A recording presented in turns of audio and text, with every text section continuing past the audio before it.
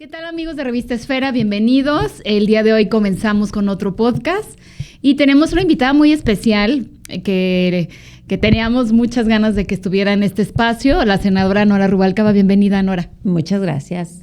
Bienvenida a tu casa y bueno, vamos a empezar. Me estabas comentando fuera del aire que estuviste en esta marcha en Ciudad de México donde ratifican el respaldo a la presidenta de la República. Platícanos cómo les fue, quiénes fueron, porque vimos a Aldo Ruiz muy en primera fila. Platícanos cómo les fue. Así es. Bueno, habemos muchas personas que nos organizamos y nos fuimos. Algunos se organizaron y se fueron en transporte, otros por su propio pie, pero finalmente llegamos. Una gran concentración, llegaron más de 600,000 personas de toda la República Mexicana a mostrarle el respaldo a la presidenta de México y a celebrar los 7 años de la transformación. Como recordarás, fue un 1 de diciembre cuando toma protesta el licenciado Andrés Manuel López Obrador, después de un fraude electoral, después de que compraron la presidencia de la República. Finalmente, el pueblo sabio elige la cuarta transformación. Y lo que hace la doctora Claudia Sheinbaum es hilvanar un discurso en el que conecta todo lo que pasó en el sexenio anterior con su primer año de gobierno. Entonces, sirvió para poder establecer cuáles han sido los logros de transformación, qué país nos entregaron y qué país están entregándonos, pero además profundizó en la transformación. Te pongo un ejemplo. Ella habla primero de cómo el presidente López Obrador establece en la Constitución la prohibición de condonar impuestos. Gracias a ello, a que ya no hubo privilegios y gracias al plan de austeridad, se lograron implementar los programas sociales. Un año después, además de los programas que ya se tenían, la doctora Claudia Sheinbaum implementa el de las mujeres de 60 a 64, implementa la beca universal para preescolar, primaria y secundaria, y eso, bueno, pues acrecienta las oportunidades de bienestar de la población, sobre todo la niñez, la adolescencia, la juventud, ¿no? Entonces, pero no solo habló de educación, habló de economía. Habló de los trabajadores, ¿no? Este anuncio que acaba de hacer de que se empieza con la reducción de la jornada laboral a 40 horas, que en el 2030 ya será de 40 horas, con el compromiso de las y los empresarios, de los sectores empresariales. Entonces, como ese, te digo, habló del país que tenemos a niveles macro, la inversión extranjera, las reservas que se tienen por parte del país. Habló también de lo que ha significado el defender la soberanía, el rescatar la soberanía energética, la soberanía alimentaria que vamos por ella, el rescate del agua. O sea, de manera muy especial nos agradeció a las legisladoras y los legisladores el hecho de que hayamos aprobado la Ley Nacional de Aguas, la Ley General de Aguas y reformado la Ley Nacional de Aguas, porque era uno de los últimos elementos que se habían privatizado en el periodo neoliberal y que hoy volvieron nuevamente a manos del Estado. Senadora, 2 preguntas. En este tema, ¿consideras necesario que se le reconozca al primer año de gobierno a la presidenta de la República? ¿Lo necesita? ¿Consideras que necesita este respaldo de su militancia ahorita en el primer año de gobierno? Durante los últimos meses, y ella lo aclaró, hemos sufrido un embate terrible de la ultraderecha internacional y nacional.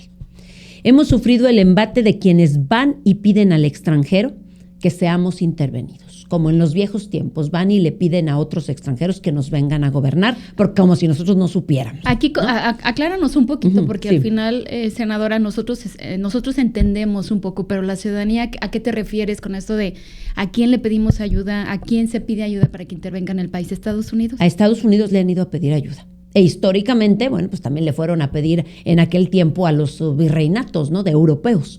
Es decir, la actitud entreguista que se ha tenido. Quienes conocemos la historia de nuestro país sabemos que este país, su historia ha estado dividida en 2 bloques. Los que somos nacionalistas, los que queremos autogobernarnos, los que iniciaron la independencia de México, los de la reforma que no aceptaban imperios de otros países y que seguimos luchando por un país justo para que haya condiciones de dignidad.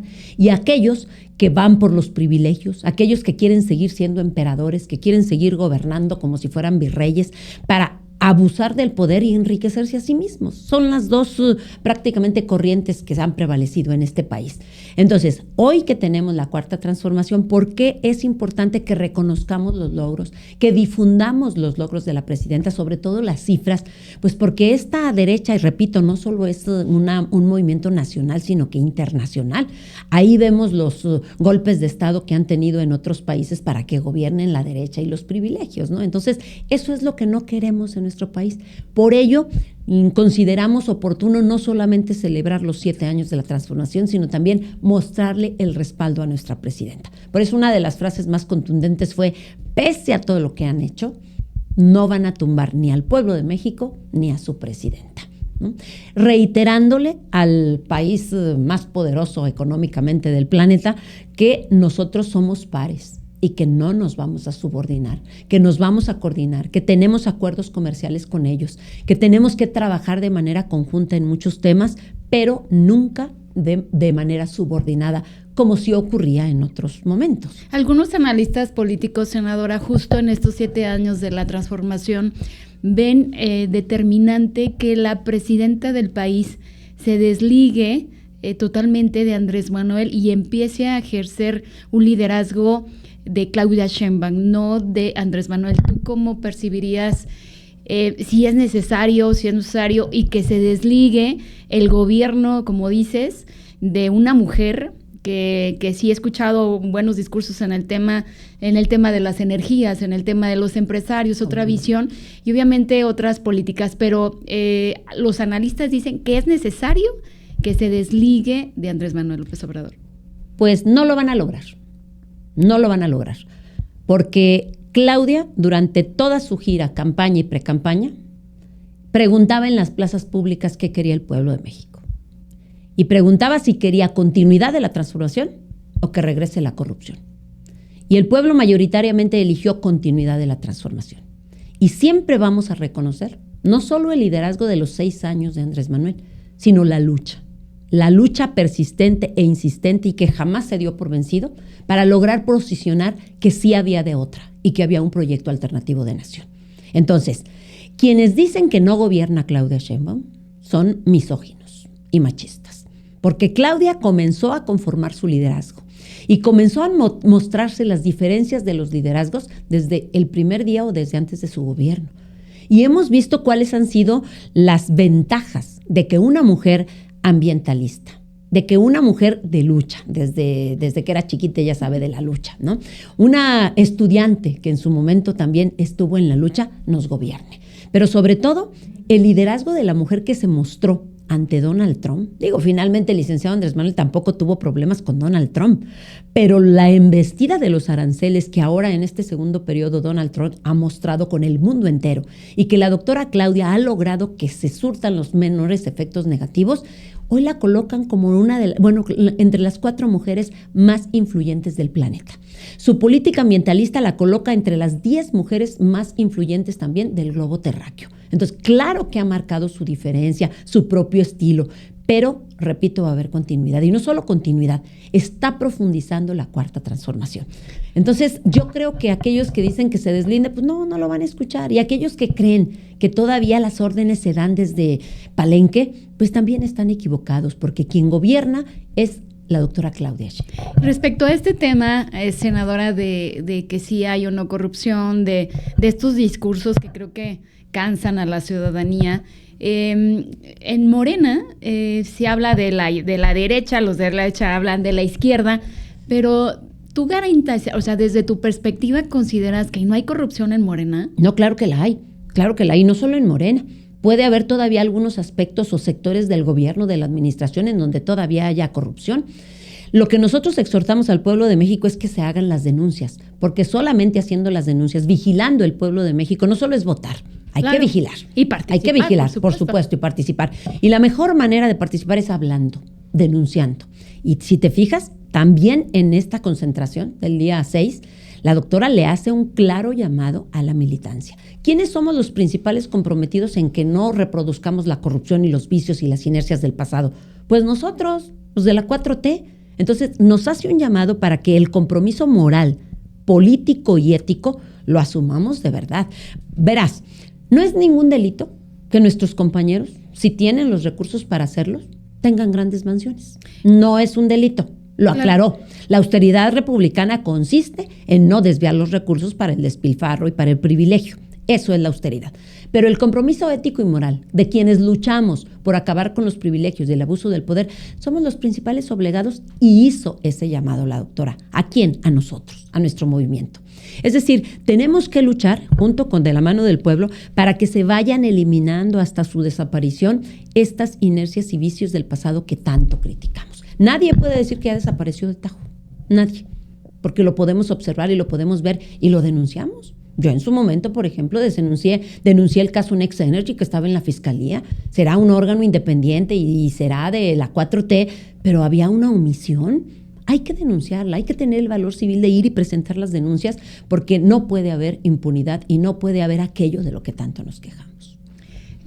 Retomando este tema, porque se me hace bien interesante justo que vienes de la marcha, en Aguascalientes el tema de la percepción de Morena todavía no es como tan absorbente, me refiero en cómo lo percibe la ciudadanía. Tú has sido una luchadora incansable desde, me acuerdo mucho, lo tengo que decir, porque en las primeras giras que venían de Andrés Manuel López Obrador, Nora era la primera que estaba ahí.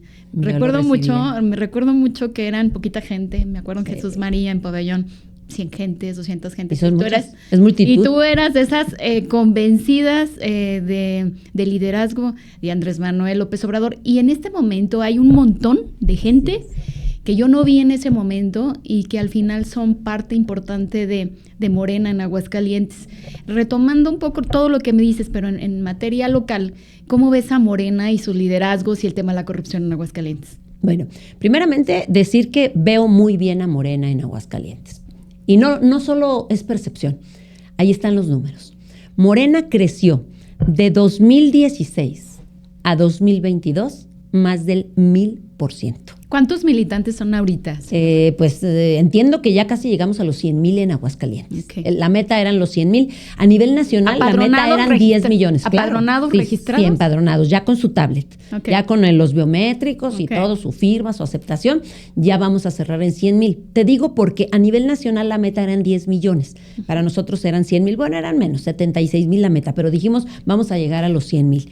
Y entonces, a nivel nacional ya rebasamos la meta, ya vamos en 11 millones y medio, ¿no? Entonces, aquí debemos de andar rondando ya más o menos por los 100,000. Es un dato que seguramente Gilberto Gutiérrez lo tendrá muy claro, pero lo que sí sé es que ya rebasamos la meta que nos puso el partido, pero no la que nos pusimos nosotros, que es de 100,000. Ok.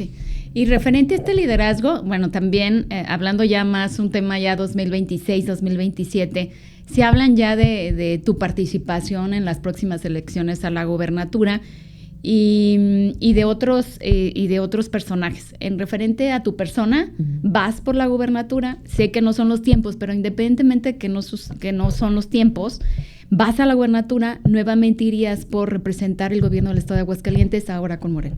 Yo sostengo que tenemos un pendiente. Tú tienes un pendiente, tenemos un pendiente con Aguascalientes. Y hoy yo creo que a nivel nacional nuestro movimiento también tiene un pendiente con Aguascalientes. Siempre decimos, siempre hay un estado. Cuando nos quisimos conformar como Morena primero, desde 2006. En 2006, el licenciado Andrés Manuel ganó en todas las entidades federativas, excepto en Guanajuato. Cuando nos quisimos conformar como Morena, partido político, las asociaciones, las asambleas, hicimos asambleas en todo el país y se lograron constituir las asambleas en todo el país, excepto en Nuevo León. Y ahora, con la ratificación de la Cuarta Transformación, la doctora Claudia Sheinbaum logró ganar en todas las entidades federativas, excepto en Aguascalientes. Entonces, hay un pendiente a nivel nacional. Y nosotros tenemos el pendiente de que, queremos que logre permear la Cuarta Transformación en todo el país. ¿Qué necesita para que Morena logre de convencer en Aguascalientes? Pues eso, convencer. Y yo creo que son tres cosas fundamentales. Están los perfiles, es el discurso. ¿Qué sería? Es el proyecto. Y para eso tenemos que informar, tenemos que concientizar y nos tenemos que organizar. Y ya lo ha dicho la presidenta también, mantener la unidad. porque no nos podemos estar peleando. Nuestro adversario son los de allá enfrente. Nuestro adversario es el proyecto que actualmente gobierna Aguascalientes. Un proyecto que desde nuestro punto de vista, pues no es el idóneo para Aguascalientes. Y para quienes creen que están bien, les decimos, podemos estar mejor. Si no hay corrupción, si hay austeridad, Aguascalientes va a estar mejor, porque Aguascalientes es un estado que tiene muchos problemas por encima de la media nacional, como el embarazo adolescente, como la obesidad infantil, como las adicciones a menor edad cada vez. Entonces, son problemas, el suicidio, que se tienen por encima de la media nacional, salud mental, que no se atienden en absoluto. Accidentes, ¿sí? Somos la ciudad con más mujeres violentadas a nivel nacional. El problema de movilidad, un terrible problema de movilidad y el crecimiento desordenado también. Entonces, son varios problemas que no se han logrado atender. No podemos estar a la venia del mercado. Tenemos que pensar en el bienestar de la población en tiempo para ellos. Entonces, tenemos un proyecto con la presidenta, alineado con la presidenta, para que en Aguascalientes pues, se pueda consolidar ese sueño. Entonces, por eso decimos que tenemos un pendiente. Ahora, antes de que continúe, a nivel nacional se habla de que a veces Aguascalientes no es importante para quien dirige el PAN, el PRD, el Morena, el PRI. Es importante. Por eso te empecé diciendo que hay un pendiente a nivel nacional. Sería como este tema de... Claro, es prioridad. De convencer totalmente en el país a Aguascalientes y Guanajuato. Te lo digo así de manera enfática. Para nuestro movimiento a nivel nacional, Aguascalientes es prioridad. Ok. ¿Sí? ¿Tú tendrías el respaldo de la presidenta? Porque luego se hablan otros personajes, que yo, que no, que la senadora no, que voy yo, en el corto. Pues dicen, Anabel, que lo que se ve no se pregunta. Ok. ¿No? O sea, tú misma lo acabas de decir. A ver, quienes hemos estado durante mucho tiempo en el movimiento. No, yo la vi. Eso sí, yo estaba ahí, yo vi a la senadora, que era la primer política que apoyaba a Andrés Manuel. Y además, aquí en Aguascalientes. Yo estaba ahí, señores. En los peores momentos. Sí, claro, cuando no había nadie, cuando no había dinero, cuando no había espacios. Cuando había que ponerle, ¿no? Sí, claro. Señala, y eso es algo que yo tengo muy grabado emocionalmente, porque se le quedó muy grabado al licenciado Andrés Manuel, más bien se me quedó grabado a mí cuando se refirió a mí, ¿no? Dice, Nora nos apoyó cuando nadie quería apoyarnos. Nora era candidata de nuestro movimiento cuando nadie quería ser candidato de nuestro movimiento. Entonces, para él, el año más difícil de toda su lucha fue el 2008. Mira que podemos pensar que a lo mejor fue el fraude en Tabasco, ¿no? O que fue la campaña negra en 2006. No, fue en 2008. La campaña cuando nosotros quisimos que nos preguntaran a todos sobre la consulta energética, cuando se iba a privatizar el petróleo, y fue el año más difícil. Y fue el año en el que yo llego a ese círculo cercano del licenciado Andrés Manuel López Obrador. Entonces, él se acuerda mucho, aunque yo ya tenía años, desde el 97 ya participo en este movimiento, a él se le quedó muy grabada mi inclusión, mi invitación, y por supuesto que la acepté, porque seguramente había personas a las que invitaba y no aceptaban, ¿no? Entonces, yo acepté porque ya ahí estaba finalmente, que asumí una responsabilidad más grande. Así como decíamos, es un honor estar con Obrador, pero también era una responsabilidad enorme. Constituir los comités, uno por sección electoral. Sí, empezar de cero, tocar puertas cuando te cerraban la puerta en la cara y te decían, ese señor es un enfermo de poder. O sea, la narrativa de la derecha permeaba muy bien aquí en la zona del Bajío, y aún así no nos dimos por vencidos y seguíamos tocando puerta una y otra vez. Había gente que nos decía, ya les dije que no entienden. Nos decían que éramos luego como los testigos de Jehová, ¿no? Aunque me diga que no, yo regreso otra vez a ver si ya cambió de opinión. Entonces, finalmente eso tuvo resultados. O sea, finalmente, te digo, hubo un crecimiento de 1000% del 16 al 22, y del 22 al 24 seguimos creciendo. De 180,000 votos pasamos a 250,000 votos. Entonces, vamos a seguir creciendo, porque así como crecen los logros, crece también la conciencia del pueblo de Aguascalientes de que efectivamente son sus impuestos y ya los traducimos en derechos. Pero ¿cuándo lo habían visto de esa manera?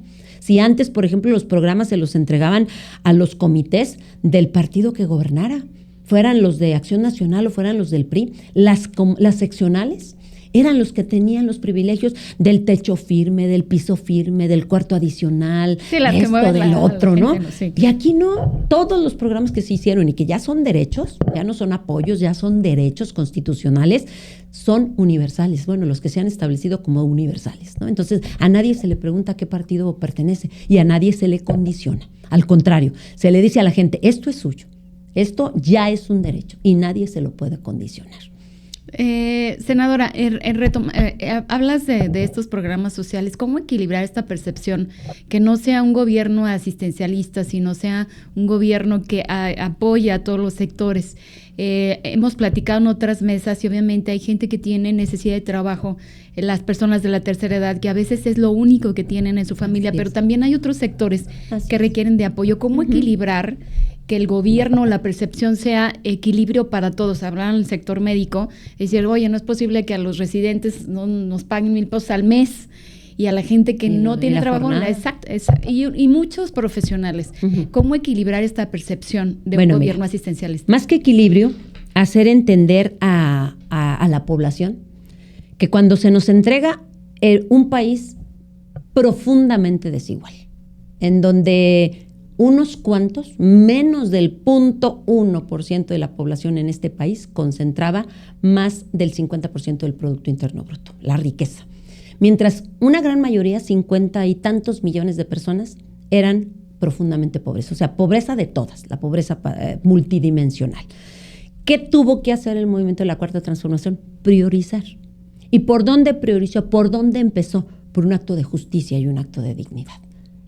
La pensión para las personas adultas mayores era un reconocimiento al trabajo que habían ejercido muchas personas y otros ni siquiera trabajo pagado, trabajo remunerado, porque muchas de esas personas, sobre todo mujeres, nunca habían trabajado en su vida. No cotizaban al ISSSTE. Entonces, ni al ISSSTE ni al IMSS. Entonces, ¿qué se hace? Primero la pensión para los adultos mayores. Luego viene la pensión para las personas con discapacidad. También un acto de justicia. Personas que no son contratadas, personas que no tuvieron oportunidad de estudio y mucho menos de trabajo. Y personas que comen también 3 veces al día. Entonces, otro acto de justicia, ¿no? Para ahí. Luego viene la educación a los jóvenes que los habían marginado durante mucho tiempo. Entonces vienen las becas justamente, no universal solo en prepa porque era donde había mayor deserción. Con esto te quiero decir que hubo prioridades. ¿Qué hace la doctora Claudia Sheinbaum? Extender ese acto de reconocimiento a las mujeres que cargaron con el estigma de que usted es la que tiene que encargarse del hogar, de los hijos y del marido y que jamás percibió un ingreso por ello. Entonces son actos de justicia y de dignidad. Claro que faltan también mucho por hacer, pero si un acierto tuvo el presidente Andrés Manuel fue combinar su política social con la política económica. Y gracias a esa política humanista, esa política económica, al aumento salarial y a los programas sociales, es que se lograron reducir la profunda desigualdad. Antes, el que más ganaba con el que menos ganaba, había una diferencia de 36 salarios. Hoy esa diferencia es de 16. Es decir, la brecha se va acortando. ¿Que falta mucho por hacer? Definitivamente. Que hay sectores, personas que me dicen, oiga, pero yo ni adulto mayor, ni persona con discapacidad, ni estudiante. Sí. O sea, esa franja es la que todavía falta por atender. Pero el presupuesto sigue creciendo sin aumentar los impuestos y por lo tanto cada vez va a haber nuevos programas, como el de salud casa por casa, por ejemplo, como el de la clínica es nuestra. O sea, lo que tiene que ver con los derechos humanos, con los derechos que deben estar garantizados, poco a poco estamos yendo a hacerlo. Entonces, ¿qué les pedimos a los que todavía nos faltan? Un poco de paciencia. Fueron 36 años de neoliberalismo, de privatización, de concentración de la riqueza en manos de unos cuantos. Entonces, poco a poco estamos logrando prácticamente dar bienestar a la mayoría de las familias. Un tema bien importante que duele en todas las ciudades, yo creo que no haya ninguna o pocas que no estén padeciendo el tema de inseguridad en el país. El tema de narcotráfico, hay ciudades donde ya no puedes trabajar, donde ya no puedes circular ni siquiera en carretera. En esta percepción que creo que es a nivel internacional, yo de manera personal he estado en otros lugares fuera del país y la percepción sigue siendo que México es un país inseguro para vivir, para transitar, para venir a hacer negocios, de vacaciones, en fin. ¿Cómo va este reto, senadora, en el primer año, donde hay un gran, en campañas hubo un gran índice de gente que fue asesinada en campaña, este tema de Michoacán y una serie de cosas que incluso han afectado la percepción de la presidenta de manera internacional? ¿Cómo lo ves? A ver, yo te voy a decir mi percepción y el público sabrá si está o no de acuerdo con nosotros. Durante los tiempos del neoliberalismo, a las mafias del crimen organizado las organizaron. Les repartieron plazas y podían operar sin ningún problema en determinados territorios. Y para muestra un botón, ahí está Aguascalientes. Cuando fue la efervescencia, finalmente llegaron, los pusieron en orden, les dividieron el territorio y se calmaron las cosas, ¿sí? Eso no ocurrió con la Cuarta Transformación. El presidente Andrés Manuel y la doctora Claudia Sheinbaum no pactan con el crimen organizado.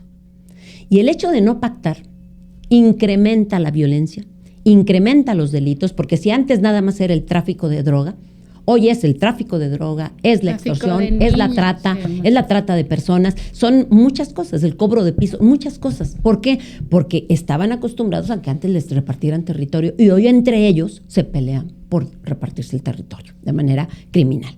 ¿Qué fue lo que decidió la Cuarta Transformación? Atender las causas. Y atender las causas, pues implica empezar a rescatar a los jóvenes, darles oportunidad, darles hacer. Es una estrategia a largo plazo, definitivamente. Sin embargo, yo quiero decirte que estoy muy optimista ahora con la nueva fiscal en la Fiscalía General de la República. Ernestina Godoy ya nos anunció, se va a coordinar con las Fuerzas Armadas, con la Secretaría de Seguridad Ciudadana y la Guardia Nacional, y con las fiscalías estatales, que por supuesto son autónomas, para que puedan entre todos combatir ese cáncer que, como tú bien lo señalas, pues es uno de los que, pese a que es de los más graves, ha logrado también una disminución en el índice delictivo.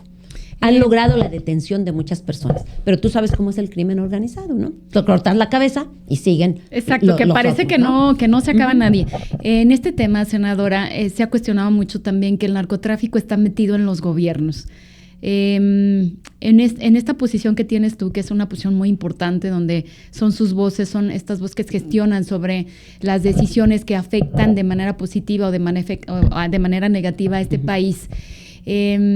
Con toda responsabilidad, ¿tú aceptarías que el narcotráfico está metido en los gobiernos de algunos estados del país o no? Bueno, yo creo que, como te lo dije en mi anterior intervención, existe una operación, creo que en todo el territorio nacional. Bueno, Aguascalientes decían que era la tierra de la gente buena y mucha gente se vino a vivir aquí porque era tranquilo, y ya vimos que hasta los lugares más tranquilos logró penetrar el crimen organizado. Entonces, ¿hay crimen organizado? Sí, eso es innegable en todo el territorio nacional, pero se le está combatiendo. Yo creo que esa es la diferencia.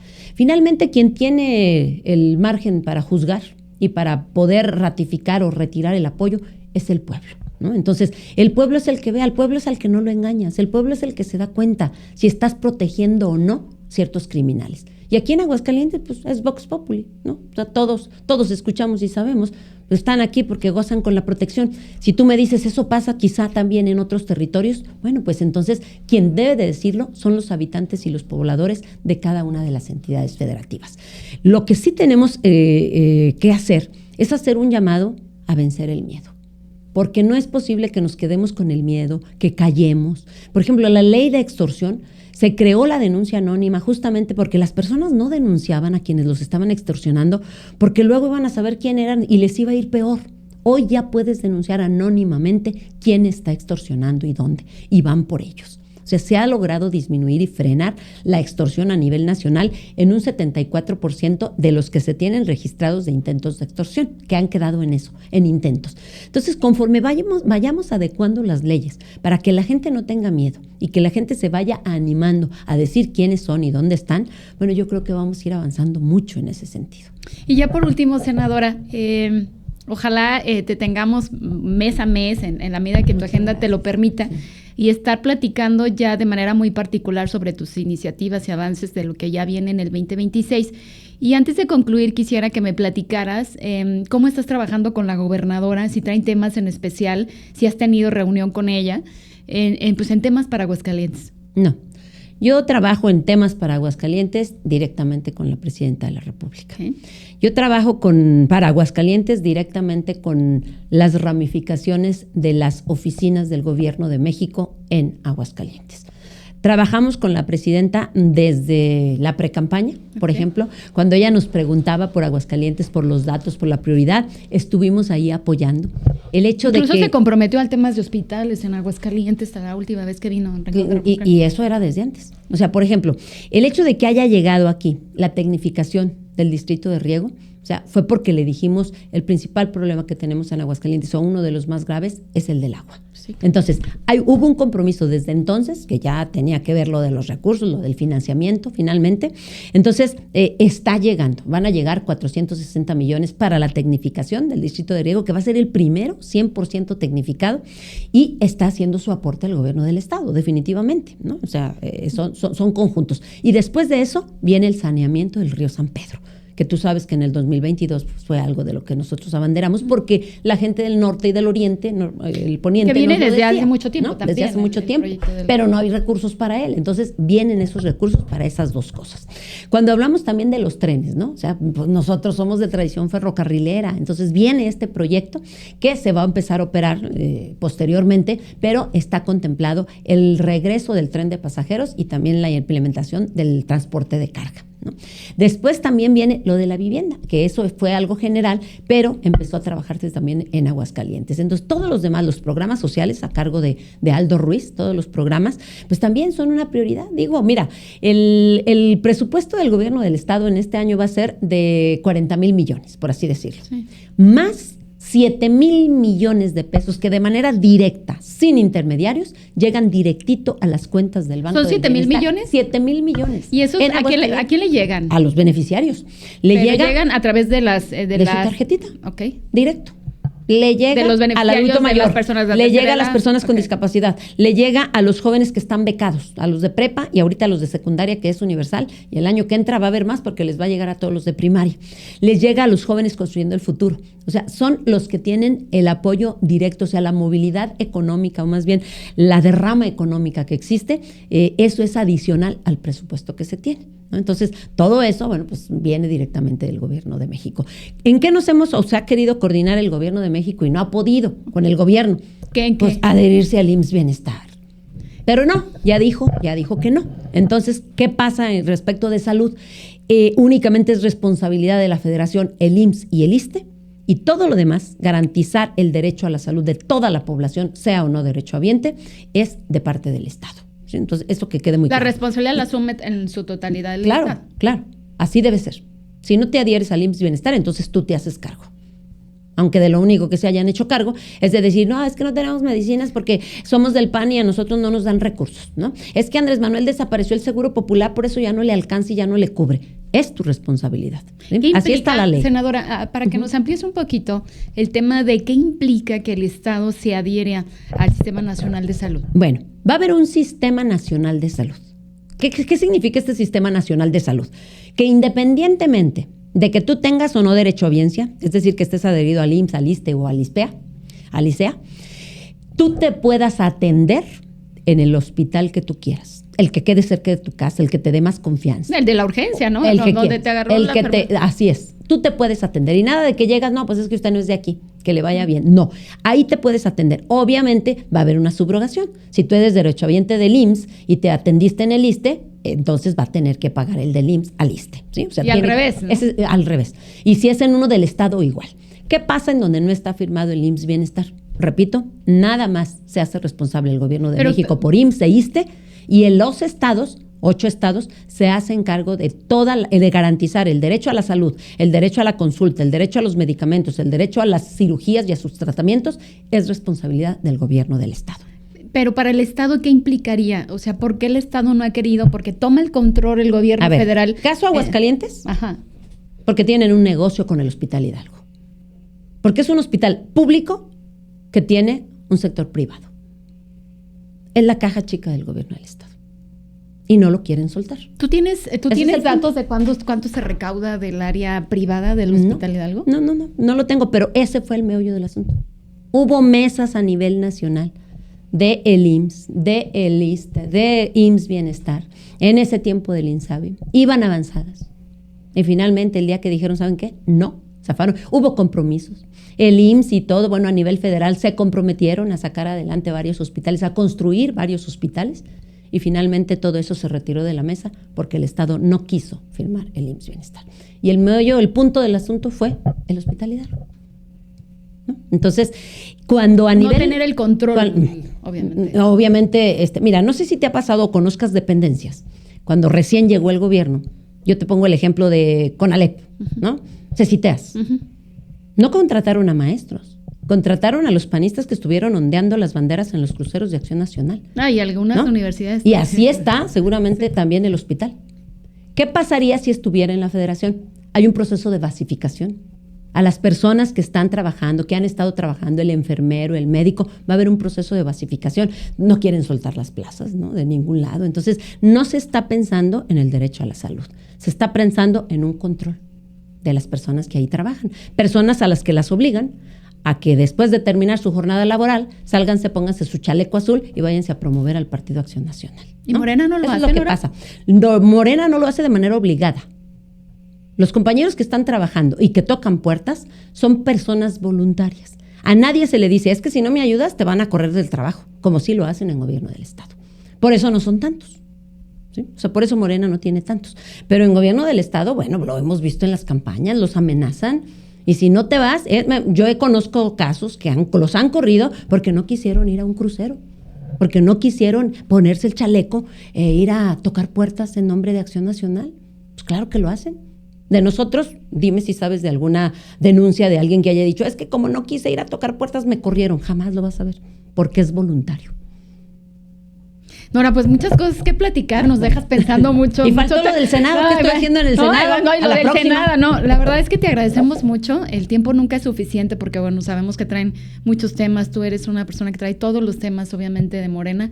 Y ojalá haya otra oportunidad antes de... Yo creo que la primera semana de enero te estaremos buscando. Con mucho gusto. Y ya nos digas de manera muy particular. Hacemos un balance, ¿no? De lo que hemos hecho en el Senado. Y de lo que viene ya de manera puntual en las iniciativas para el país, no solamente para Aguascalientes. Claro. Te agradecemos mucho. No, hombre, al contrario. Gracias por el diálogo directo, puntual, como siempre. Y bienvenida a tu casa. Muchas gracias.